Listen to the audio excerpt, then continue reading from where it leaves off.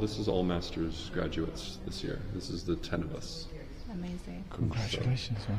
Honestly, I must say, it's probably the best year I have seen. I come to every end of year, and this is impressive, another level. 100%.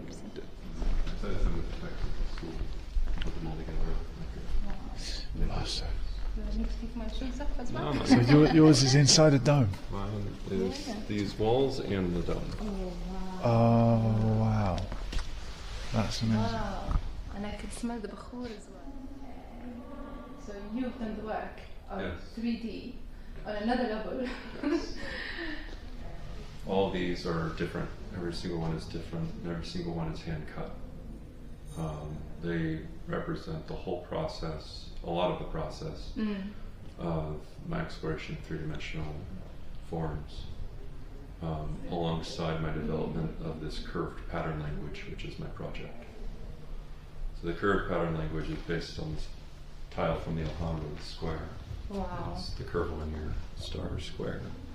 And this is a cube we made in the course. But if you take it off and you look at the pattern here with it just tiled, you see the intertwining circles. You've done this yourself as well? Yes. Wow. Everything is Yours. mine. It's got all these little LEDs that have to cooperate a bit, but I come in and I turn them on and turn them off at night. And so, tell me, this is ceramic? Yeah, it's ceramic, it's encaustic. Ceramic again? Yes, ceramic. And then the top here, It's all paper. paper? It's all paper. Laser cut? No, everything's hand cut. Wow. Every single thing is hand cut. I've never used a laser cutter in my life. That is impressive. I hadn't started taking any courses with Adam or Richard or the school until 2014. Yeah. But my own art is going in that direction. And I've really just followed my own intuition with this. And it's just kind of built and built and built and built and kept my hands busy, as you see. Of course.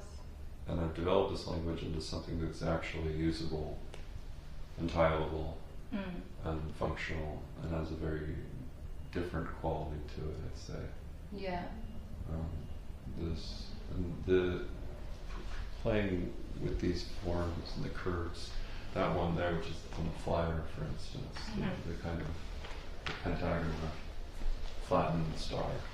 This one here, yeah? Yeah, if you open this up like a fruit and crack it open and look at the inside, Yeah. even though it's a rigid structure, the curved patterns make it look like a curved structure, Wow. like a harness, basically.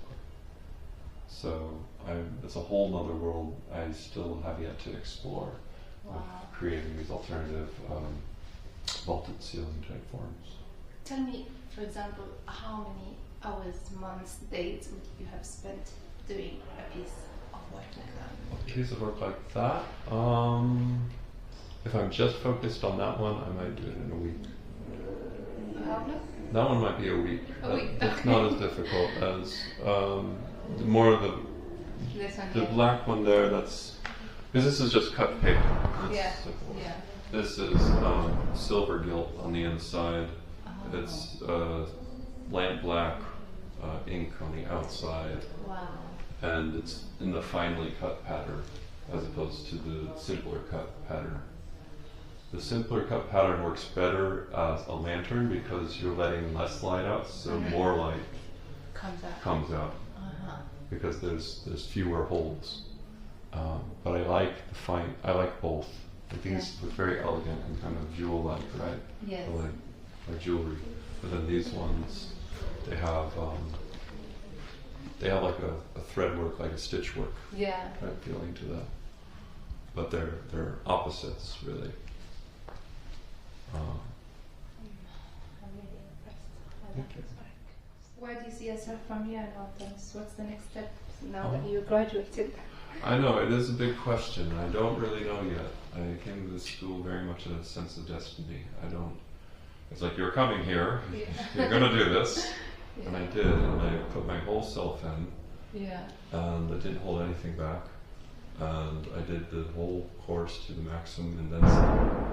I really fought for this installation too. They weren't sure about it at first. But everything lined up and I did it. So I'm viewing myself as a designer, as a traditional designer, since everything starts by hand. My whole methodology of discovery has been by hand. Yeah. So I don't yet know where that will take me. I'm hoping to have some conversations with people. And would you teach other people what you have learned? Would you share? eventually, yeah. But before I teach, I want some professional experience as an artist. Okay. I feel like that's an important step that I don't want to skip. I don't want to jump right into a PhD or anything like that. Okay. I want to have time to develop this further. And then once I have some real life experience working as an artist, then I feel I will have more to teach and more to give. What do you say to the young people that are listening to us now that we are filming? As the art subjects in school are not encouraged as much. What do you say to these little people that have passion to art? To hold on to your passion, absolutely. For me, when I was young, I didn't have any perspective on understanding how I learn best. And that caused me a lot of trouble. I thought I could learn like everyone else did. I thought I read the books and I'll understand everything really well. I just listen to the teacher, I'll understand better. But the difference, what I really learned in this course is that the way that I learn is through my hands. And I didn't know that. But as soon as I started working with my hands, the ideas just kept, like a faucet, you just was running. Yeah. And that sense of confidence that you develop when you're finally working in the way that works for you, and you're allowed to do that, it's such a relief, because it feels like in a lot of schools you're just supposed to fit into one form, but there are many forms. And where would you give an advice for people that have that passion? Where can they start? What's the first step they can find the place to do these creativity? Ooh. Like, for example, yourself, what would you say? Where did you find yourself finding the right space to start your creativity in your work? Well, for me, creativity has always been necessary. I've always been doing it. No matter what I've been doing, it's always been somewhere, maybe in the periphery. Maybe I'm drawing on my textbook. Well, not my textbook, but I'd be drawing on paper. Often I'd find myself distracted and I just want to escape. There are always outlets for it. It's just finding the right outlet, in my case, the right school. Yeah. But I'd always pursued it pretty much on my own otherwise. It's very difficult, I think, but I think there's a need, and I think there's the motivation for more hands-on creative practices. And I think even with the advent of like AI and all this stuff, I think there will be even more of a desire to go back to things being made by hand, because you can tell the difference when you experience it. People will miss it more now. Yeah, it's become more of a... Which country would you say have impacted you the most by their handcraft? Oh, Japan, easily. Japan? Yeah. Oh, wow. My undergraduate studies were in Japan. I lived in Kyoto, which is the traditional capital of Japan. And they have held on to the traditional arts and crafts like no other country I know. Amazing. That's really good. But I mean, there are other countries as well that are very inspiring. I tried to travel as much as I could. Yeah. And taken every opportunity to travel above anything else. So with the school, we went to Fez in Morocco. And we got out of the Medina as well to see more, because you can kind of get stuck in the Medina. Exactly. Or in Spain, for instance, and just, I mean, traditional craft is happening everywhere. You just have to find it. I've been working on these throughout the 2 years of the course, and it was my main goal to finish these by the end of it, and I did. Wow. That was before I even thought about building the dome, doing all of it. This is really exciting. Yeah, they're fairly rigid.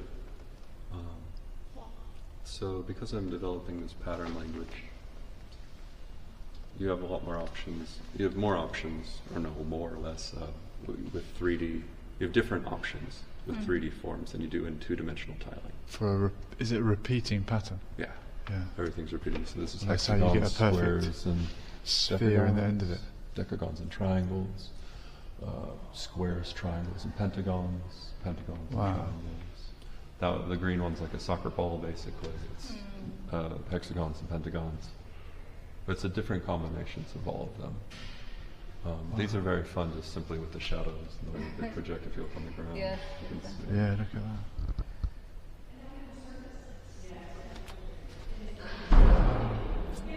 The dome is light and darkness, and this is darkness and light. So these are all hand-drawn and hand-cut, expressing different geometrical combinations and tilings. This one, for instance, is called the moon. And the reason why this is called the moon is because this circle, it's all hexagon tiles. Yeah. It's all the same tile of hexagons. But there are 18 circles that make up the central circle. So you have 19 circles, and the moon, every 19 years, returns to its original spot. Wow. So because the moon, the lunar cycle is changing, but it returns every 19 years. It starts over. Really? So I love this piece because it's simple. It's so simple, and it's like a proof that the system works. Because all the circle is one circle and it's the same size. Amazing. Has that illusion of three-dimensionality.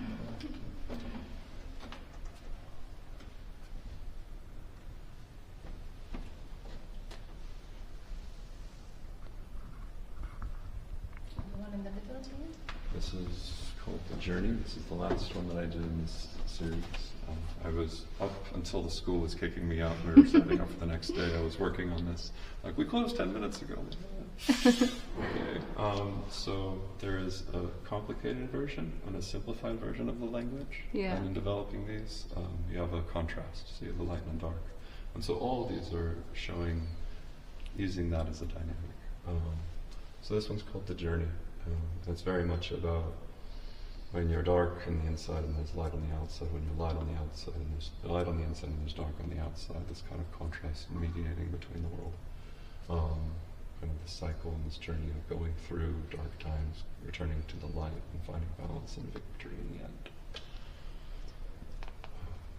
Little Joseph Campbell, hero's journey type thing. To be honest, like, I think what I find really impressive about your work, that every piece has a story, and every story has a meaning.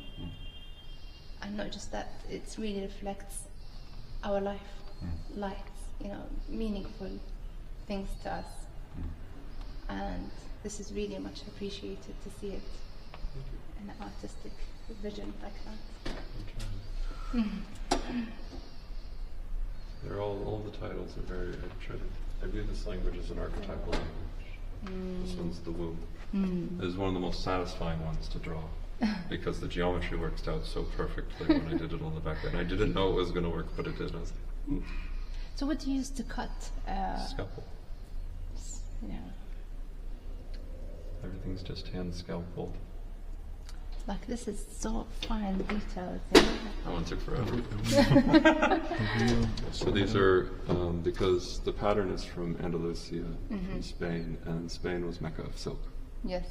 Silk Road ended in Spain. So since the root patterns, the curve and linear patterns are most common in Spain than anywhere else that I've found, I see it as a kind of giving homage and respect to silk, to the silkworm moths, to this this whole industry that founded, that supported their empire in Andalusia. And if you've ever looked at a silkworm moth, it looks very angelic. It's this white little thing with these little, so it's kind of like, you have biomorphic, calligraphic, geometric. To me, this is kind of like an angelic language because it's somewhere in between everything. And it's that metaphor that it's like threads that are very unseen, they're only very minimally seen, that are kind of weaving the world together. And so that's kind of the underlying, more metaphysical symbolism for me. But this kind of emphasis from here going, the threads, they seem almost kind of chaotic, but they're all very ordered. Very nice. I saw that you haven't used paint here, right? No.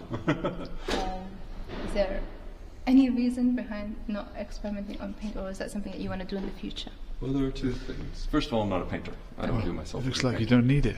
Well, And that's what I want to say as well, because you've expressed this art without using any paint. Yes. Where some people will stop by saying, we can't paint, we don't have the techniques of painting. Yes. You didn't need that. No. Thank you. So this also goes back to my Japanese studies. Okay. Because though there's a different inflection, the word for paper and the word for God is the same. Also hair, kami. Okay. Is it kami or kami? The inflection is different, but So origami is that So folding paper? the or art of origami, oru is to fold. fold. Kami. So kami becomes gami when you combine it with certain Right. things. So this would be kirigami, Kirigami. close to that. Wow. So kiru is to cut, kami becomes gami. So kami, spirit, kami, paper, and paper, white paper specifically, is for the gods. It's divine. It represents spirit. If you go to Shinto shrines, you'll see white paper used, like hung around the trees and things, in this kind of lightning form. I've done exactly the terminology. So it's linking that somewhere with this respect for spirit and God and the paper. I wanted to kind of harmonize these concepts together.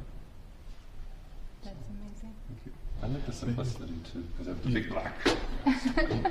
And you have just the shadow, because I don't like, for me, 2D, I struggle with two-dimensionality. It doesn't grab me. So Okay. I want dimension.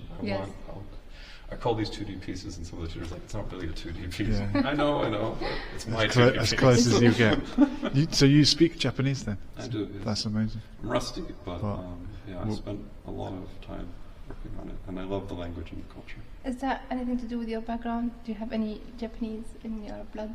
Oh, no, I don't have any. It's just, I think when I was a kid, I was really inspired by Hayao Miyazaki's films. I had a wolf growing up, and so my mother took me to the theater when Princess Mononoke Hime, was showing in the theater, and there were big wolves in that. And so Wow. I was just like, oh, that's so cool. And then I had the opportunity to start studying in high school. And I did a little bit of kendo, Japanese sword. And I ran away from it. But then when I went back to college, the options were to go to art school, but the art school seemed to be very more towards digital art. And I couldn't really find the kind of art I was doing, channel for that. Yeah. So the answer was, okay, well, what do I love doing? And I loved studying Japanese language and culture. So kendo is fighting with the sword? So do is way. And so you have There you judo, kendo, There you go. all these different dos. And there sado would be like tea ceremony things. And ken is sword. Judo, the gentle way, right? Possibly. I believe so. I'm a It's little- meant to be. I should probably get Oh yeah, there's someone coming in. We were just talking about Japanese. Yeah. This is some of the drawings.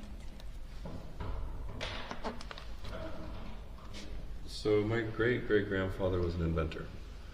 And he founded the New Idea Farm Equipment Company. Well, I was just looking at it over there. That's my great-grandfather's field pro. Amazing. New idea became newer idea. In Ohio, in the States. And so my great-great-grandfather, Joseph Oppenheim, not Joseph Oppenheimer, different one, just Oppenheim. Wow.